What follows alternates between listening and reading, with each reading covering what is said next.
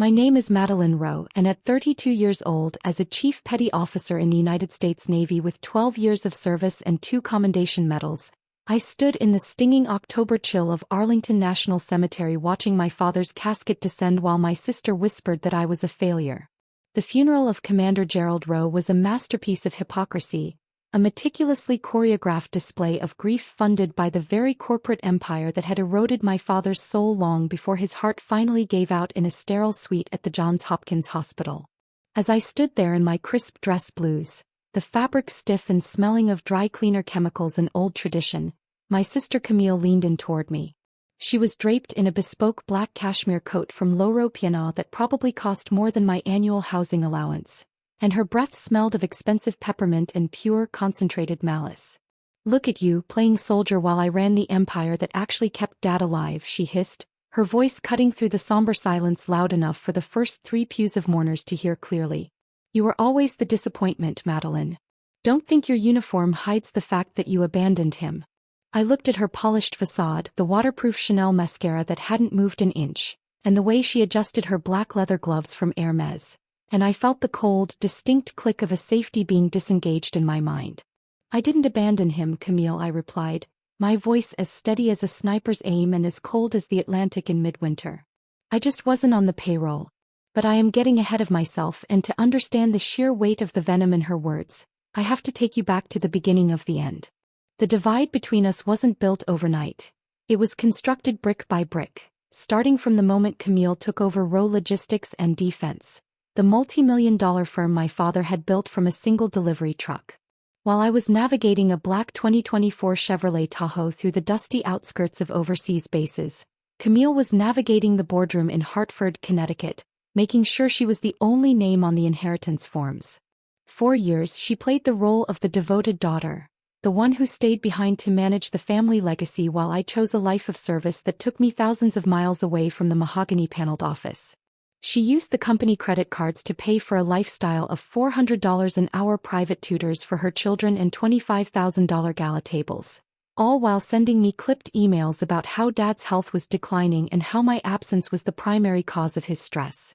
Standing there by the open grave, surrounded by the scent of damp earth and the distant sound of a bugler playing taps, the injustice of it felt like a physical weight in my chest.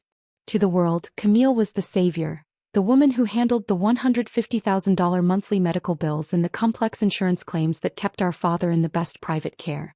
To me, she was the gatekeeper who had slowly poisoned his perception of his younger daughter, turning my service into a betrayal and my uniform into a costume. She had spent a decade building a narrative where she was the martyr and I was the ghost, a story she reinforced every time she signed a check for a new wing at the local medical center. The contrast was staggering. Camille's world was one of high-stakes litigation, 5-star dinners at the Capitol Grill, and a 2024 midnight black Tesla Model S that sat idling in the cemetery parking lot, its silent electric engine a stark contrast to the heavy rhythmic thrum of the military transport vehicles that had brought the honor guard. My world was measured in duty, in the grit under my fingernails after a long shift, and in the quiet pride of a rank I had earned without a single penny of my father's influence. As the service concluded and the folded flag was handed to me, the heavy wool felt rough against my palms. Camille's eyes narrowed as she watched the officer salute me, her lips curling into a sneer that suggested she already had a plan to strip away whatever dignity I had left. This wasn't just a funeral for a commander. It was the opening volley of a war that had been brewing since the day I first left home, a war where the weapons weren't rifles but bank statements and bloodlines. Family isn't blood.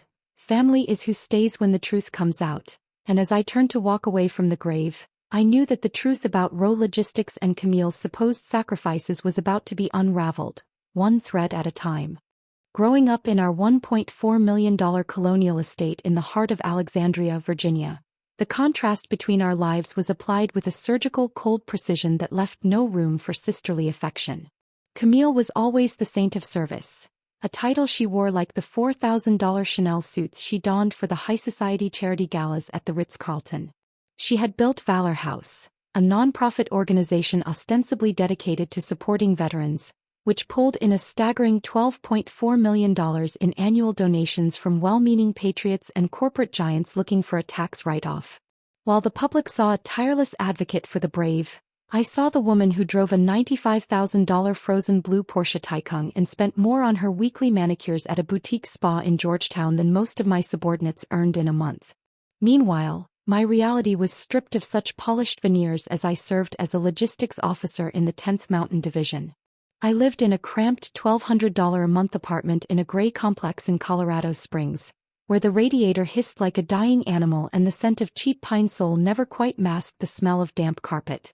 Every single month, I dutifully wired exactly half of my captain's paycheck to Dad's private medical care at the Johns Hopkins facility, convinced by Camille's frantic late-night phone calls that the family funds were drying up. She had looked me in the eye during our rare visits and claimed with a straight face that the millions flowing into Valor House were strictly restricted funds, legally untouchable for personal family emergencies or Dad's mounting bills. I believed her because that is what sisters do. And while I carried the weight of our father's survival on my back, my bank account dwindled until I had exactly $412 in my savings account, a pathetic sum for a woman who had spent 12 years in the service of her country. I remember the biting cold of the Colorado mornings, scraping ice off the windshield of my aging 2014 Ford Escape while Camille was likely sipping a $20 artisanal latte and reviewing the blueprints for her next offshore trust. I wasn't supposed to know about those accounts hidden behind layers of shell companies in the Cayman Islands, but even the best-laid paper trails have a way of surfacing when you know how to track supply lines. The injustice burned in my throat like the dry air of the high desert. I was a logistics officer, trained to see the movement of assets and the hidden costs of every operation, yet I had allowed my own sister to treat me like a grunt on a suicide mission. The disparity was more than just financial. It was an emotional starvation. Every time I returned home on leave, the house felt less like a home and more like a stage for Camille's latest performance. She would recount stories of her tireless advocacy for veterans while I sat in the corner, my uniform feeling like a Target clearance rack item compared to her designer labels. She loved to play the martyr, sighing about the heavy burden of managing Dad's care and the foundation, never mentioning that she was effectively paying herself a six-figure salary from the donations meant for soldiers. I was the one who actually understood the cost of service, the one who had seen the inside of a cargo plane at 3 a.m. and felt the bone-deep exhaustion of a 12-month deployment, yet in our family narrative I was the wayward daughter who had run away to play soldier. Camille had managed to monetize the very concept of sacrifice, turning our father's legacy into a personal ATM while I lived on ramen and sense of duty that was starting to feel like a noose. Looking back, the signs were all there in the way she handled the 2024 black Chevrolet Tahoe she used for official foundation business, a vehicle that never saw a speck of dirt or a single veteran in need, serving only to ferry her between high-stakes meetings and luxury boutiques. I was drowning in debt and duty, while she was floating on a sea of redirected altruism, and the realization was beginning to harden my heart into something as cold and unyielding as a slab of Virginia granite. The betrayal reached its sickening peak at the wake, held in the cavernous, white-marbled ballroom of the Alexandrian Grand Hotel where the air was thick with the suffocating scent of lilies and the metallic tang of expensive catering that cost $85 per plate. In front of 150 high-profile donors, lobbyists, and local politicians, Camille stood center stage to present a digital slideshow of our father's life that felt more like a corporate recruitment video for her own ego. For 15 grueling minutes, the massive LED screen flickered with high-resolution images of Camille at ribbon-cutting ceremonies, Camille accepting awards at black-tie galas, and Camille holding Dad's hand in his final days while wearing a coordinated designer outfit. The erasure was surgical and absolute. I watched in a state of cold, vibrating shock as a family portrait from Dad's 60th birthday appeared on the screen, a photo I remembered taking in the garden of the colonial house, but I had been literally photoshopped out of the frame. In my place was a blurred background of hydrangeas, making it appear as though Camille had been the only child standing by his side during his milestone year. The atmosphere shifted from performative grief to cold legal reality when the family lawyer, a man named Arthur Vance who billed $500 an hour to protect the Roe interests, stood up to read the preliminary will and testament. The room went silent, the only sound being the faint hum of the hotel's industrial HVAC system and the occasional clink of a silver spoon against a porcelain teacup. Camille sat in the front row, her spine straight as a bayonet, her hands folded over a limited-edition leather clutch. As Vance droned on in his monotone legalistic vibrato, The hammer fell. Camille was named the sole executor and the primary beneficiary of the $3 million estate, including the Alexandria property, the investment portfolios, and the remaining liquid assets. When he finished reading the document, Camille turned her head just enough to catch my eye, her face a mask of practiced sympathy that didn't reach her cold, calculating eyes. She looked at me with a smirk that cost more than my car, a tiny, triumphant upturn of her lips that signaled my total excommunication.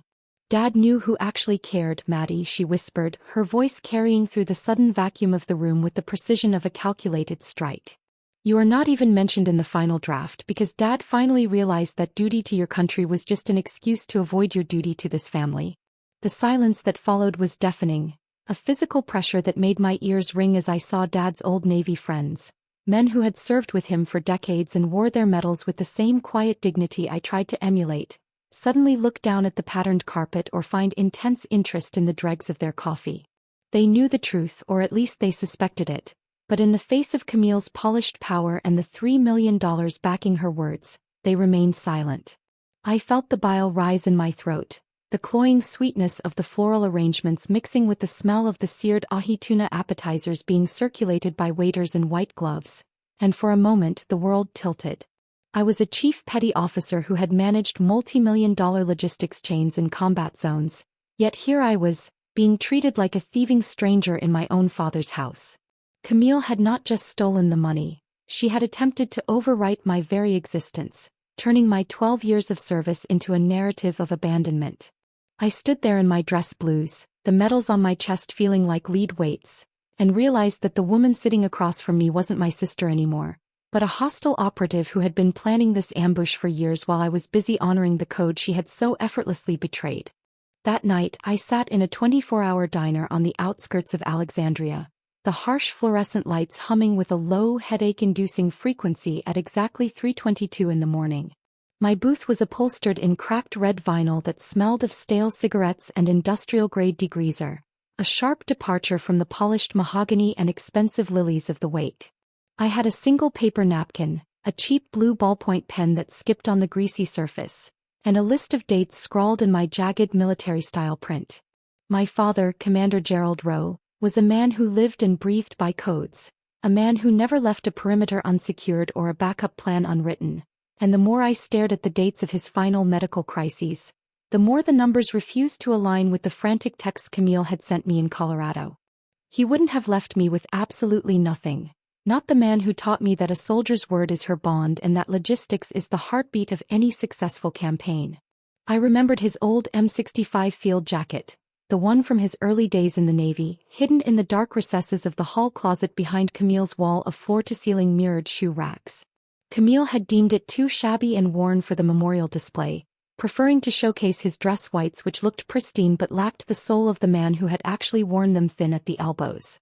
I realized then with a clarity that felt like a bucket of ice water over my head that Camille loved the sanitized, profitable image of the veteran, the version she could use to solicit $12 million in donations for Valor House, but she absolutely hated the gritty, inconvenient reality of the actual service. I wasn't just a sister who had been sidelined by a greedy sibling.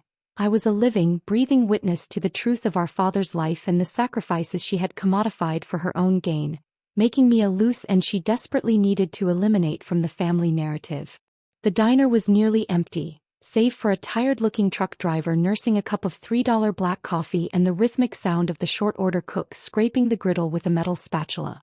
As I sat there, the weight of my $1,200 a month apartment and my $412 savings account felt less like a failure and more like a tactical disadvantage I had been manipulated into accepting.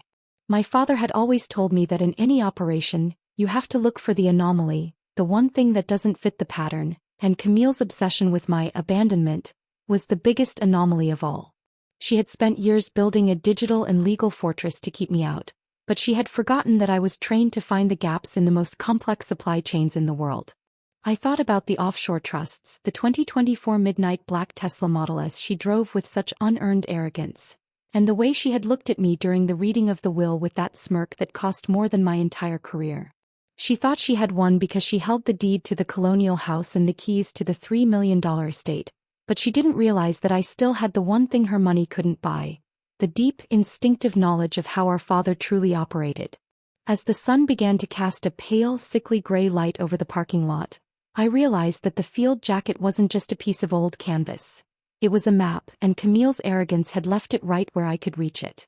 The battle lines were drawn in the grease on the table and the ink on the napkin, and for the first time since I landed back on East Coast soil, the cold fear in my chest was replaced by the familiar, steady heat of a mission objective. She wanted a war of optics, but I was going to give her a war of attrition, and I knew exactly which closet held the keys to her destruction. I didn't call a family lawyer because I knew that in Camille's world of high-priced litigation and $600 an hour retainers, the legal system was just another commodity she could buy and manipulate to her advantage.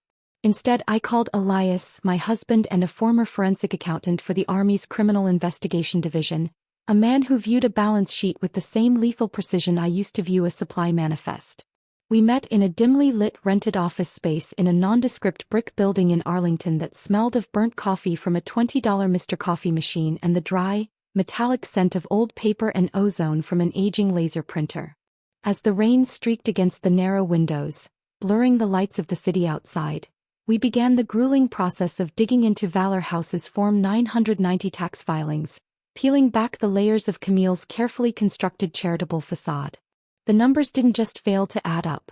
They screamed of a systematic, cold-blooded embezzlement that turned my stomach.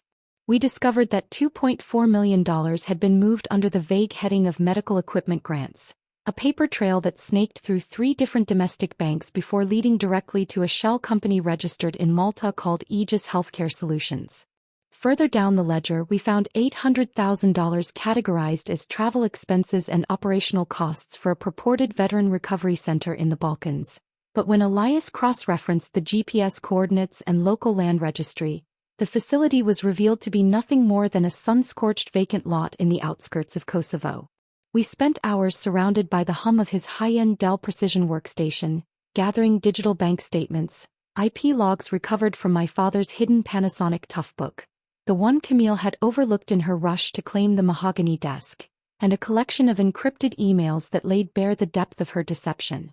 The most chilling piece of evidence surfaced when Elias pulled the official hospital records against the documents Camille had filed with the estate. We found a forged death certificate that listed the wrong time of death by exactly 6 hours, a discrepancy that allowed Camille to execute a final, massive wire transfer of $450,000 from Dad's personal investment account before the banks were officially notified of his passing.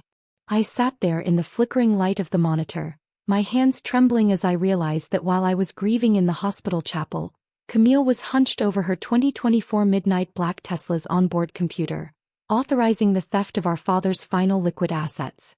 Every click of the mouse revealed a new layer of her malice. From the inflated $400 an hour fees she charged the foundation for her own consulting services to the private jet charters hidden under the guise of emergency medical transports. The contrast between my $412 savings account and the millions she had siphoned into her offshore trusts felt like a physical blow to my ribs.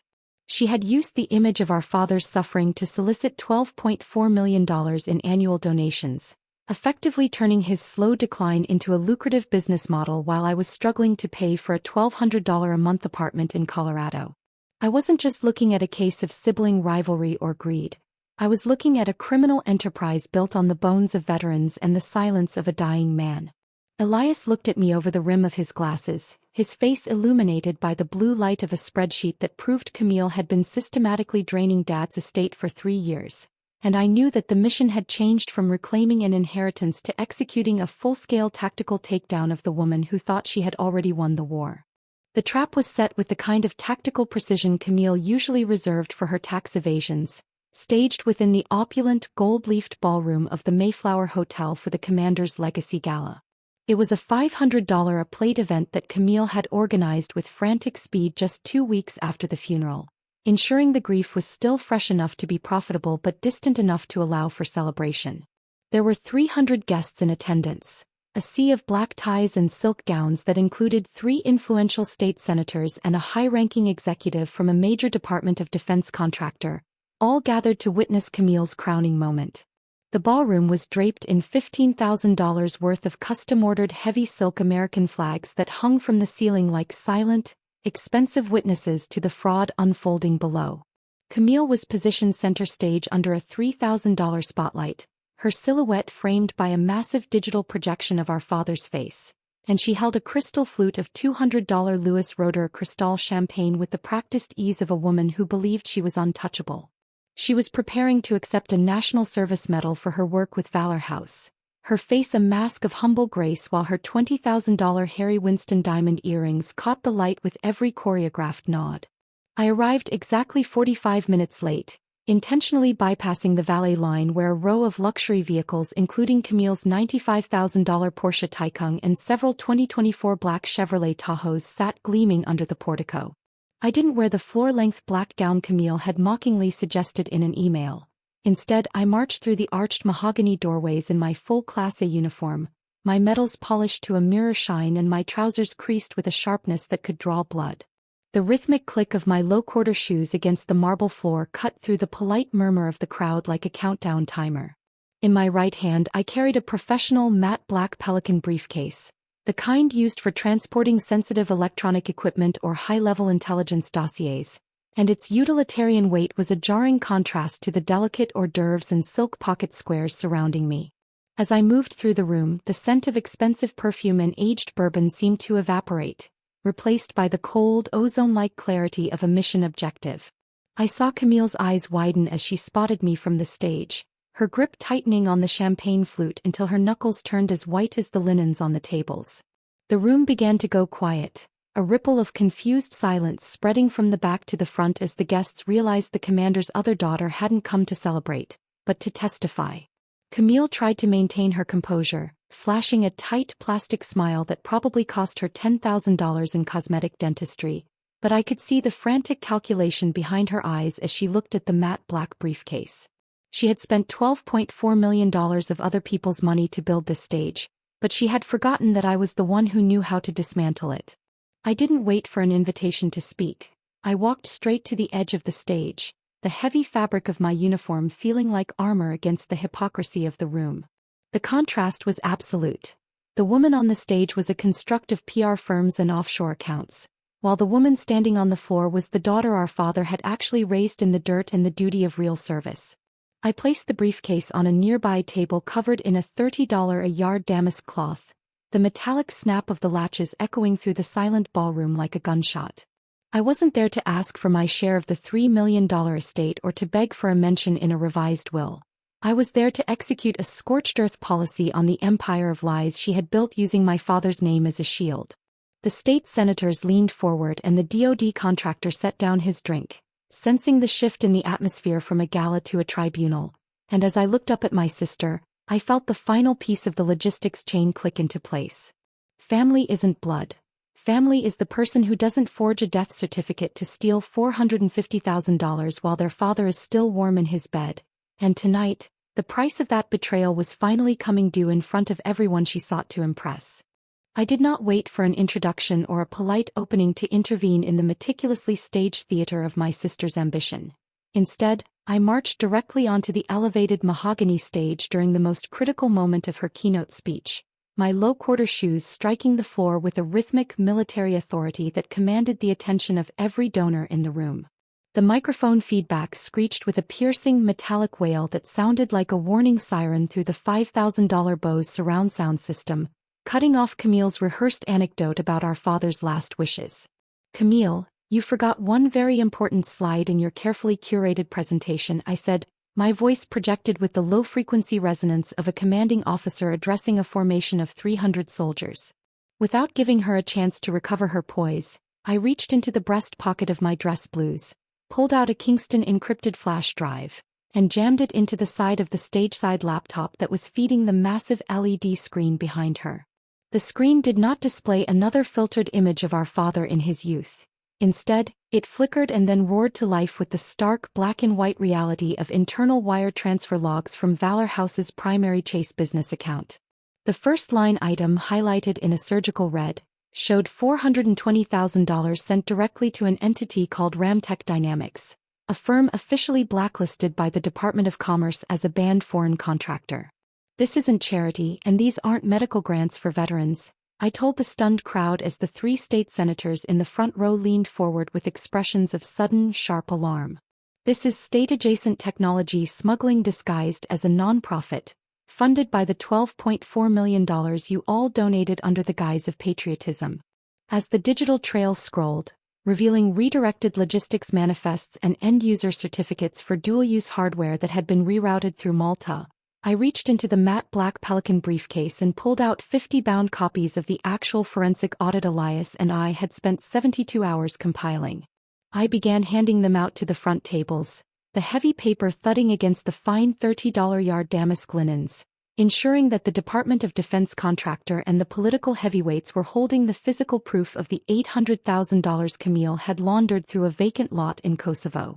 A senior senator from Virginia, a man who had been a close family friend for decades, dropped his silver fork onto his porcelain plate, and the sharp ringing clatter echoed through the sudden, suffocating silence of the ballroom like a gunshot.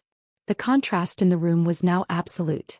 Camille stood there in her $4,000 Chanel suit, her hand still clutching the $200 glass of Cristal, but her face had drained of color, turning a sickly translucent gray that no amount of expensive foundation could hide.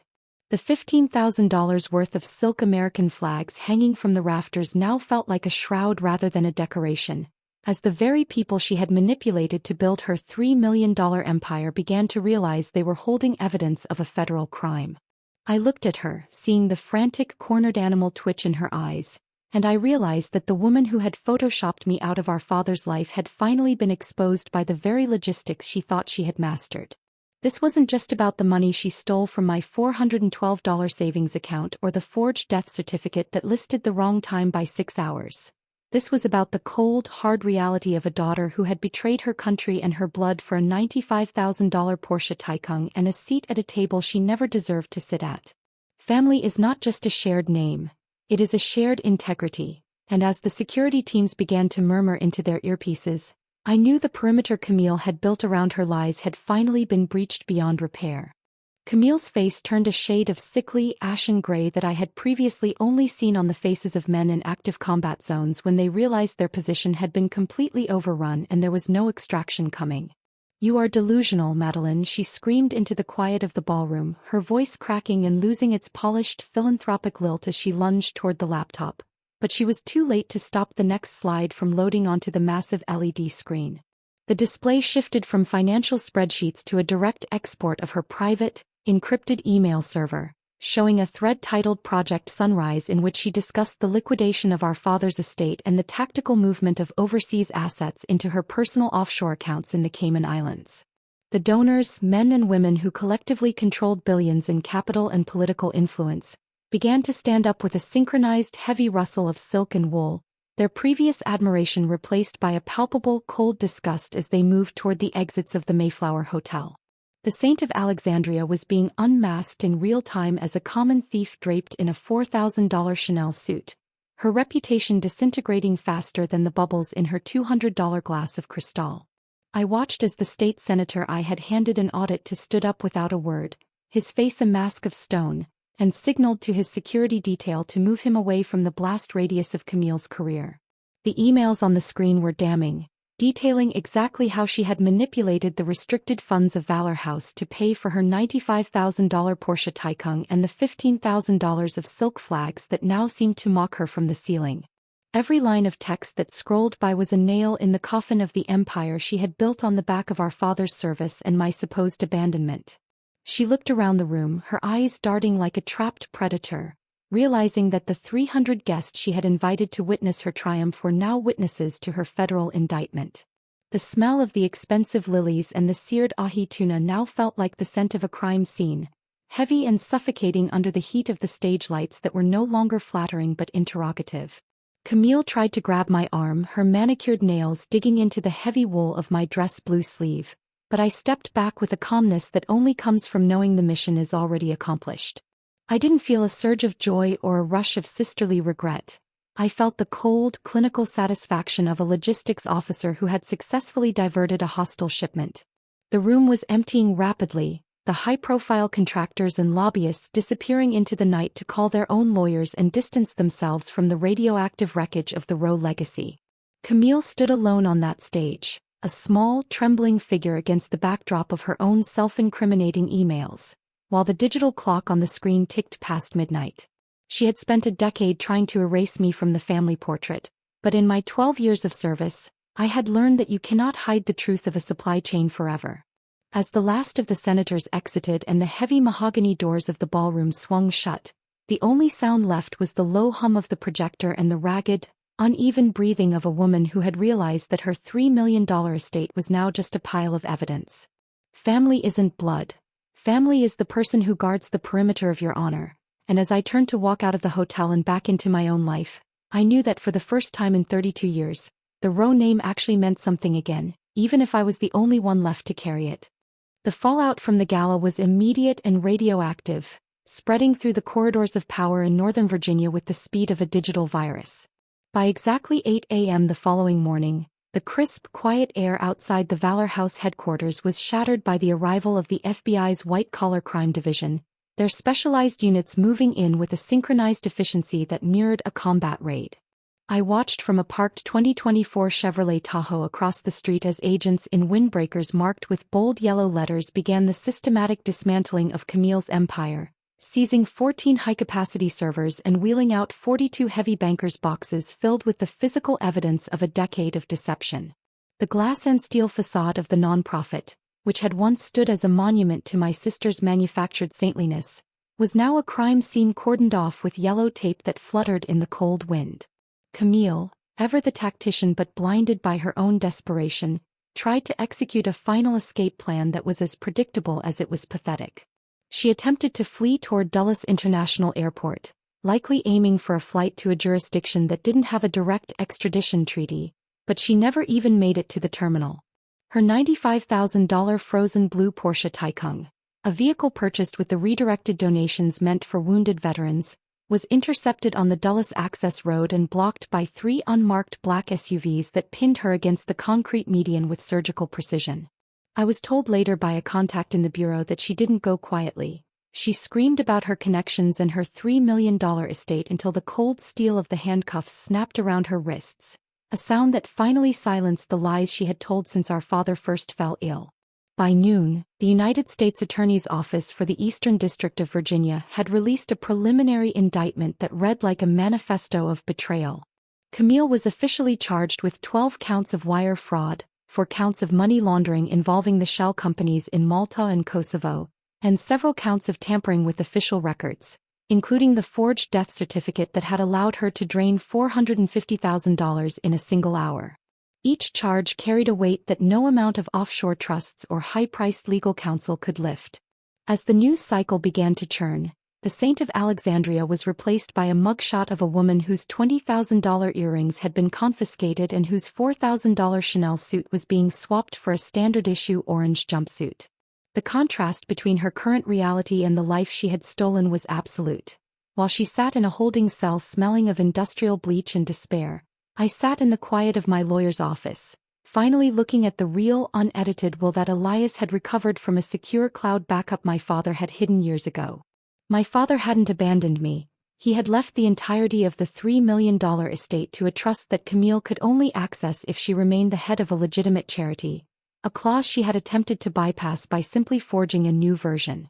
The 3 state senators and the Department of Defense contractor who had once toasted her were now the primary witnesses for the prosecution, eager to scrub the stain of her association from their own reputations. I walked out into the crisp Virginia afternoon, the weight of the matte black briefcase finally gone from my hand, and realized that the logistics of justice are often slow, but they are inevitable. Family isn't blood. Family is the legacy you leave behind and the truth you are willing to defend. And as the sun set over the Potomac, I knew that the Roe name was finally clear of the rot Camille had allowed to fester. I headed back to my $1,200 a month apartment, not as a disappointment, but as the only daughter who had actually understood the meaning of a commander's legacy. I discovered my father's true legacy not in the mahogany-paneled office of Roe Logistics or within the fraudulent accounts of Valor House, but inside a secondary, dust-filmed safe deposit box at a small community bank in a quiet corner of Arlington. It was a humble metal container, number 402, that required a physical key I had found sewn into the lining of that shabby M65 field jacket Camille had despised so much. When the bank manager turned the second key and slid the drawer open, I didn't find the $3 million estate Camille had fought so bloodily to control. As it turned out, that entire fortune was comprised of laundered money and compromised assets that my father had spent his final years desperately trying to track and untangle from Camille's web. Instead, the box contained a single thick cream-colored envelope and a legitimate $500,000 life insurance policy from USA that he had meticulously hidden from Camille's predatory site since early 2019. The paper felt heavy and substantial in my hands, a stark contrast to the digital lies and forged documents that had defined the last 2 weeks of my life. I sat in the sterile, quiet privacy of the bank's viewing room, the scent of old paper and ozone filling the small space, and opened the letter.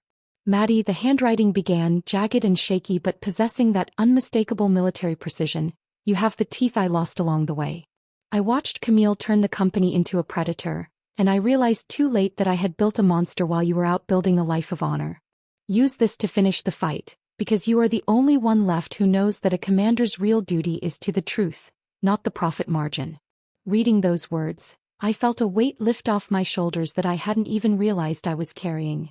It was the final conclusive proof that my 12 years of service hadn't been an abandonment in his eyes, but a source of the very strength he knew would be required to tear down the empire of lies Camille had constructed. The $500,000 wasn't just a payout. It was a war chest, a clean and untainted resource that allowed me to pay off the $1,200 a month rent on my Colorado apartment, clear my debts, and hire the kind of high-level legal and security support needed to ensure Camille's conviction was absolute. While Camille sat in a pretrial detention center, her $95,000 Porsche Taycan being auctioned off by the federal government and her offshore trusts being frozen by international authorities, I was finally able to breathe. The $3 million estate she had coveted was now a radioactive asset, destined to be seized as restitution for the thousands of donors she had defrauded through Valor House, leaving her with nothing but the orange jumpsuit and the four walls of a cell. My father had known that the money Camille chased was a trap, a lure that would eventually snag her in the gears of her own greed, and he had left me the only thing that actually mattered: his trust and the means to reclaim our family's integrity. I stood up and walked out of the bank into the bright, biting Virginia sun, the letter tucked safely into the breast pocket of my uniform.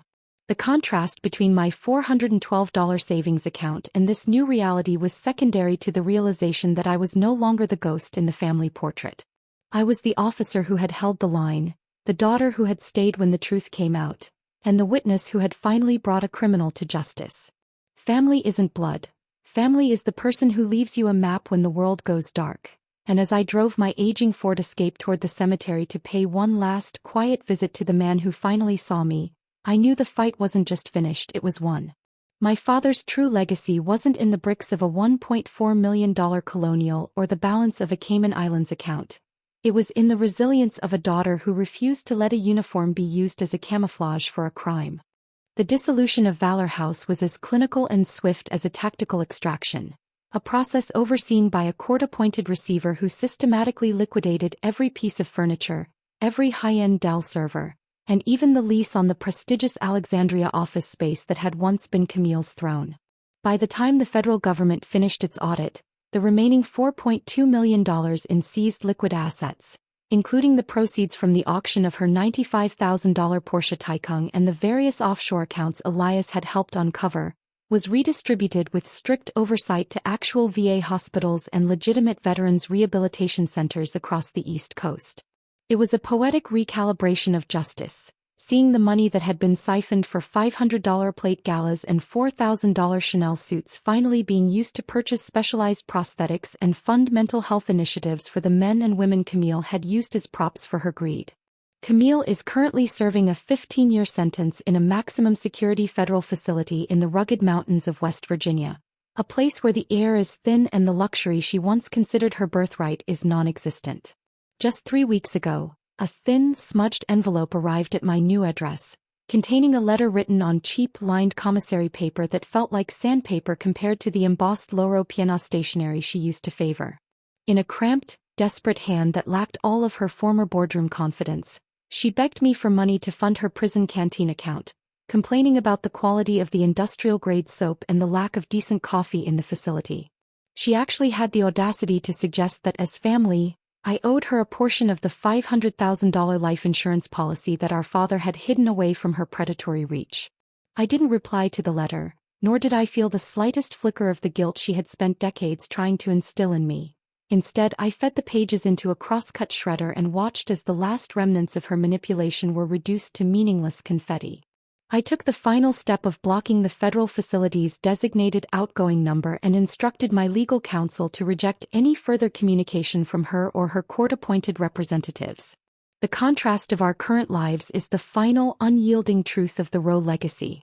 While Camille spends her days in a beige uniform counting the minutes until lights out, I have moved on with a quiet, reinforced sense of purpose that no longer requires the validation of a $1.4 million colonial home or a seat at a high society table.